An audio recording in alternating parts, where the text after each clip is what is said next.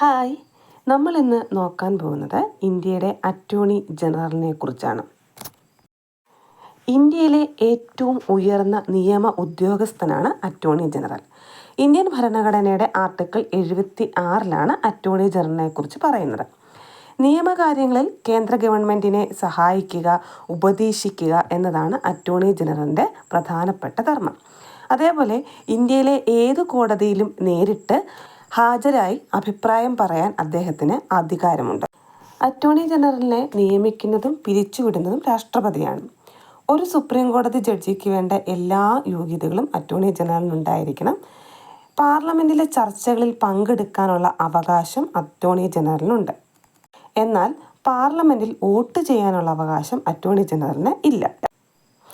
Attorney ജനറലിൻ്റെ minimum പ്രായത്തെക്കുറിച്ചോ വിരമിക്കുന്നതിനെക്കുറിച്ചോ Indian ഭരണഘടനയിൽ പറയുന്നില്ല. അതായത് രാഷ്ട്രപതിക്ക് ഇഷ്ടമുള്ള കാലത്തോളം അറ്റോർണി ജനറലിന് ആ സ്ഥാനത്ത് തുടരാവുന്നതാണ്. ഇന്ത്യയുടെ ആദ്യത്തെ അറ്റോർണി ജനറൽ എന്ന് പറയുന്നത് CM സെതൽവാദാണ്. ഇപ്പോഴത്തെ അറ്റോർണി ജനറൽ R വെങ്കിട്ട രമണിയാണ്.